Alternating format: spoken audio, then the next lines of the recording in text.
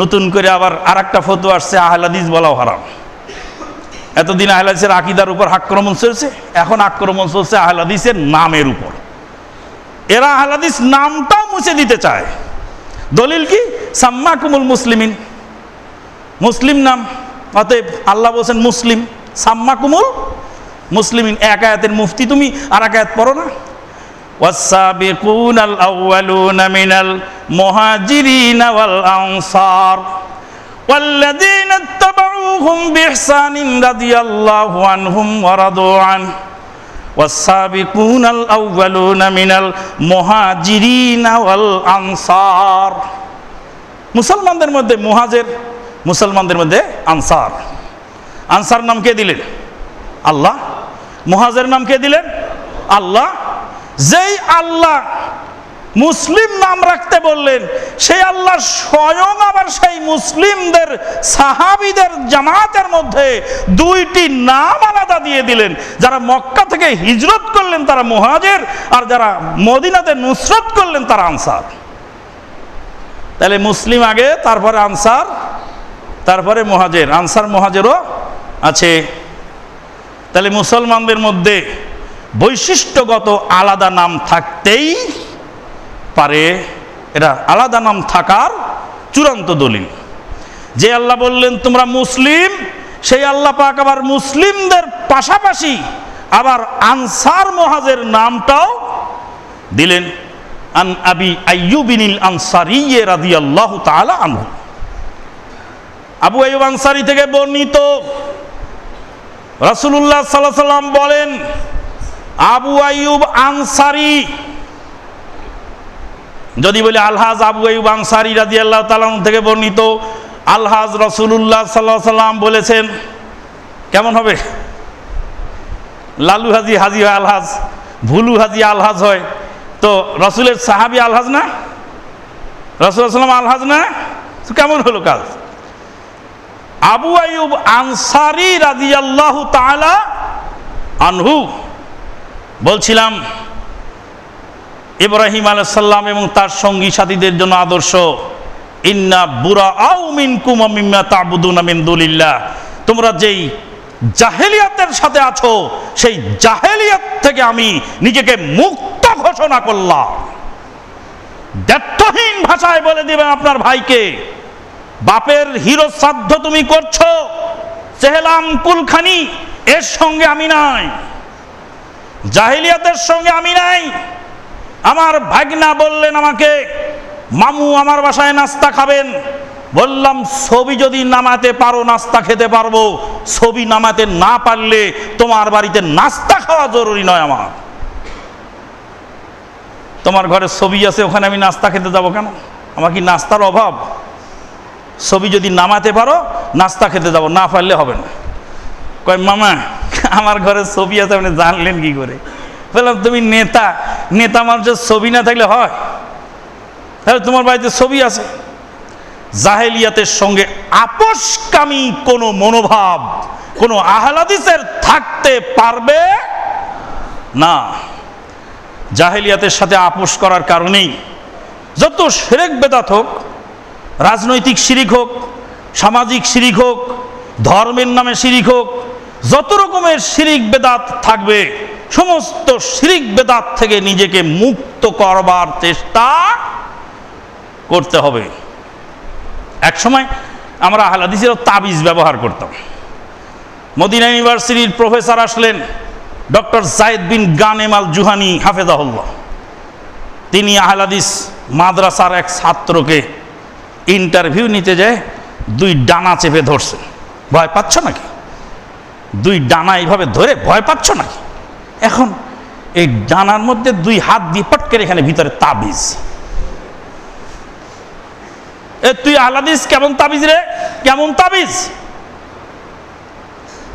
আমাদের উস্তাদ মহোদয়দেরকেও দেখেছি তারা তাবিজ লিখেছেন, এমনকি আমাদের কোনো উস্তাদের কেতাবের মধ্যেও তাবিজের নকশা আছে। আল্লাহ পাক ক্ষমা করুন, আল্লাহ পাক ক্ষমা করুন, বুঝের কমতি। এক সময় তাবিজ শিরক বেদাত আমরা জর্জরিত হয়ে পড়েছিলাম আহলাদি সমাজ। আস্তে আস্তে কি হয়েছে, সেগুলি চেঞ্জিং এসে গেছে, অনেক পরিবর্তন হয়ে গেছে। একমাত্র আহলাদিস জামাতের লোকেরাই যারা অকপটে শিরক বেদাত এবং তার আমলে ভুল ধরা পড়লে সেটা সারার জন্য প্রস্তুত আছে, বাকি অন্যকে হ্যামার দিয়ে মারলেও ছোটে না। যে গাঁটটি নিয়ে ঘুরতেছে ও মায়ের খাবে, কিন্তু গাঁটটি ছাড়বে না। যে রাজনীতির নামে ইসলাম চালাচ্ছে ও মায়ের খাবে, কিন্তু রাজনীতির ইসলাম ছাড়বে না। যে অন্য কিছুতে বিশ্বাসী আছে সে ওটা ছাড়তে রাজি নয়।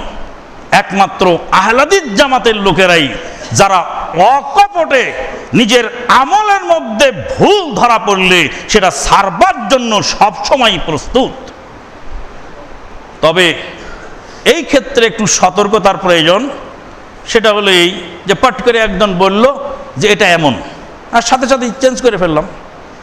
আশেপাশে ডাইনে বামে একটু দেখবার বিষয় আছে। আলেম ওলামাদের সাথে যোগাযোগ করে তার এই বক্তব্যটা সঠিক কিনা এটা প্রমাণ সাপেক্ষে আমল করতে হবে। পট করে একজন বলে দিল, একজন বলল যে বেলা ডুবার কিছুক্ষণ পরে ইফতার করতে হবে। দলিল আল্লাহ পাক বলেছেন ওয়াতিমুস সিয়ামা ইলাল লাইল, রাত পর্যন্ত তোমরা সিয়াম পালন করো। ফাগসিলু উজুহাকুম ওয়া আইদিয়াকুম ইলাল মারাফিকে, কনুই পর্যন্ত হাত ধুয়ে নাও। কনুই পর্যন্ত ধুই না কনুই সহ ধুয়ে থাকি? ইলাল মারাফেক, মারাফেক পর্যন্ত, কনুই পর্যন্ত ধুতে বললেন আল্লাহ। ধোয়া কি কনুই পর্যন্ত না কনুই সহ? কনুইয়ের কিছু অংশ সহ ধুতে হবে। তারপরে ওয়াতিমুস সিয়ামা ইলাল লাইল, রাত পর্যন্ত সিয়াম পূর্ণ করো। এবার রাতের কিছু অংশ পেঁচায় নিতে হবে, বেলা ডুবার পরে আরো কয়েক মিনিট দেরি করতে হবে। কোরআনের আয়াত, আয়াত দিয়ে দলিল দিয়ে দিল। কিন্তু আপনাকে জানতে হবে হাদিস দিয়ে এর ব্যাখ্যা কি আছে। আবু হুরায়রা রাদিয়াল্লাহু তাআলা আনহু হাতটা এই পর্যন্ত ধুইতেন। রাসূলুল্লাহ সাল্লাল্লাহু আলাইহি ওয়াসাল্লাম বলছেন কিয়ামতের মাঠে এই অজুর অঙ্গগুলি জল জল করবে, উজ্জ্বল হবে। ফামান আরাদা আন ইউতিলা গুররাতাহু, যার ইচ্ছা হয় সে যেন তার উজ্জ্বলতা বাড়িয়ে নেয়, মানে একটু বেশি করে এটা সহ কোনই সহ দিতে হবে। ইদা কানাতিল গায়াতু মিন জিনসিল মুগায়া ফায়াদখুলুল গায়াতু ফিল মুগায়া, গায়া যদি মুগায়া একই জিন্সের হয়, এটা হলো মূলনীতি ইসলামের। গায়া এবং মুগায়া একই জিনিস। এই কাঁধ থেকে নিয়ে পর্যন্ত একটা হাত, হাত কোন পর্যন্ত ধুতে হবে? ধোয়ার সময় এখান পর্যন্ত ধুতে হবে, কারণ এটা হাতের অংশ। যখন চোরের হাত কাটা হবে তখন কোথায় কাটবে? আস-সারিকু আস-সারিকাতু ফাকতাউ আইদিয়াহুমা। এবার চোরের হাত কাটার সময় কতটুকু কাটবে? নবী মুহাম্মদুর রাসূলুল্লাহ সাল্লাল্লাহু আলাইহি ওয়াসাল্লাম এই কবজি পর্যন্ত কেটে দেখিয়ে দিয়েছেন, পরিষ্কার করে বলে দিয়েছেন যে কবজি পর্যন্ত কাটা হবে। তাহলে হাত কাটার সময় সেটাও হাত, চোরের হাত কেটে ফেলতে হবে। উজুর সময় হাত ধুইতে হবে, কনুই সহ ধুইতে হবে, এটাও হাত। এখান থেকে ডানা পর্যন্ত পুরাটা হাত, এই হাতেরই অংশ, কাজে এটার মধ্যে ওটা ঢুকবে। রাত আর দিন, দিন আলাদা রাত আলাদা। এটা গায়া এবং মুগায়া এক জিনিস নয়। রাসূলুল্লাহ সাল্লাল্লাহু আলাইহি ওয়াসাল্লাম বলেছেন ইজা আকবালাতিল লাইলু মিন হাহুনা ওয়া আদবারাতিন নাহারু মিন হাহুনা। যখন দিন এদিক দিয়ে পালিয়ে যাবে, রাত ওদিক দিয়ে ধেয়ে আসবে, যেখান দিয়ে রাত আর দিন পালাপালি শুরু হবে সেখানে ইফতারের টাইম হবে। ইজা আকবালাতিল লাইলু মিন হাহুনা, রাত যখন ওদিক থেকে আসবে আর দিন যখন এদিক দিয়ে পালিয়ে যাবে, দিন আর রাত যেখানে পালাপালি শুরু হবে, যেখানে দিন আর রাতের পরিবর্তন হবে, এইভাবে রাত ধেয়ে আসতেছে আর দিন পালায় যাচ্ছে। যেখানে রাত দিন পালাপালি হবে সেখানে ইফতার করবে। তাহলে মুফতি আব্দুর রহিম, মুফতি আব্দুল করিম আর এক মুফতি আব্দুর রহমান বোম ফাটাইলেই জান্নাত পাওয়া যায়। চলো যেহেতু আমি আহলে হাদিস, কাজেই আমি কোরআন হাদিস পাবো আর মানবো, কোরআন হাদিস পাবো আর মানবো, হাদিসে যা আছে সাথে সাথেই মেনে নেব।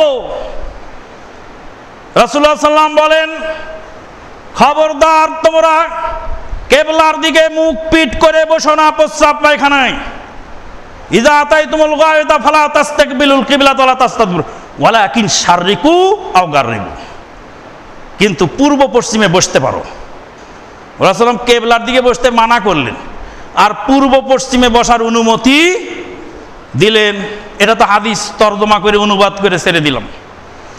হাদিসের অনুবাদ করে যারা জাহেলি আকীদার লোক, হাদিসের অনুবাদ সালাফে সালেহিনের ব্যাখ্যায় হবে, হাদিস অনুবাদ করলেই হবে না।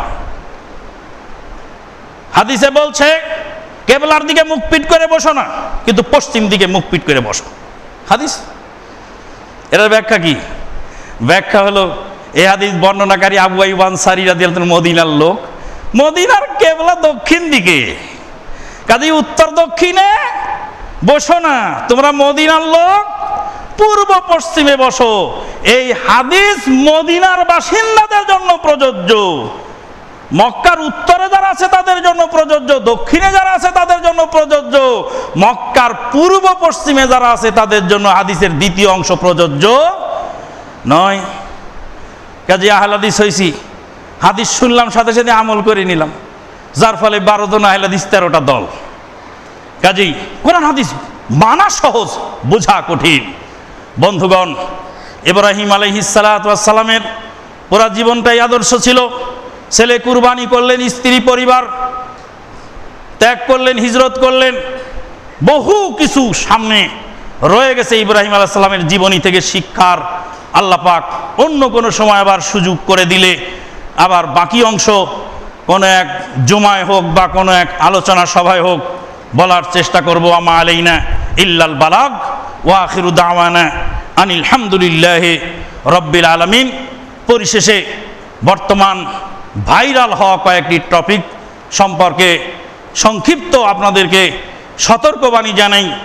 একটা হলো মাথা কেটে নিয়ে পদ্মা সেতুতে দেওয়ার গুজব।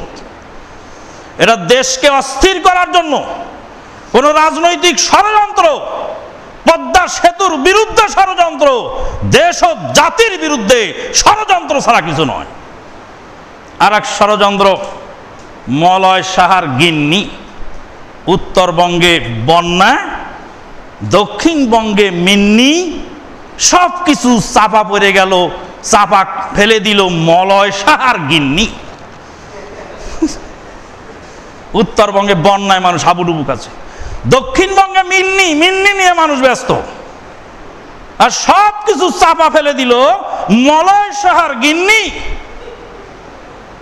সরকার বাহাদুর সহ দায়িত্বশীল সবাইকে বলছি, স্বাধীন সার্বভৌম বাংলার মাটিকে অস্থির করবার জন্য এই মাটিতে যারা ষড়যন্ত্র করবে তাদেরকে কঠোর হস্তে টাইম মতো দমন না করলে দেশের অস্তিত্ব হুমকির সম্মুখীন হয়ে যাবে।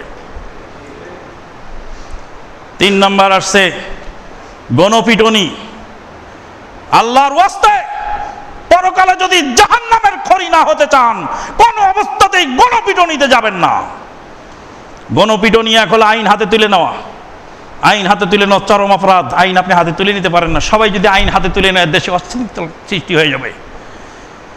আল্লাহর নবী সাল্লাল্লাহু আলাইহি ওয়াসাল্লাম বলেন, আসমান জমিনের সমস্ত বাসিন্দারা যদি একজন লোককে পিটিয়ে মারে, একজন মানুষকে হত্যার পিছনে আসমান জমিনের সকল বাসিন্দা যদি জড়িত থাকে, আল্লাহ পাক সবাইকে জাহান্নামী করবেন। ওমর ইবনে খাত্তাব রাদিয়াল্লাহু তাআলার জামানায় ইয়ামানের রাজধানী সানাআতে একটি হত্যাকাণ্ড ঘটেছিল। 7 জন দোষী সাব্যস্ত হয়েছিল, 7 জনকে শাস্তি দেওয়া হয়েছিল। ওমর ইবনে খাত্তাব রাদিয়াল্লাহু তাআলা আনহু বলছিলেন, এই হত্যার সঙ্গে যদি গোটা সানাবাসী জড়িত থাকতো, সমস্ত সানাবাসীকে আমি হত্যার নির্দেশ দিয়ে দিতাম। কাজেই অহেতুক কাউকে গণপিটুনি দিয়ে হৃদয় বিদারক যে ঘটনাগুলি ঘটলো, এ থেকে আমাদেরকে সজাগ থাকতে হবে। ওয়া আখিরু দাওয়ানা আনিল হামদুলিল্লাহি রাব্বিল আলামিন।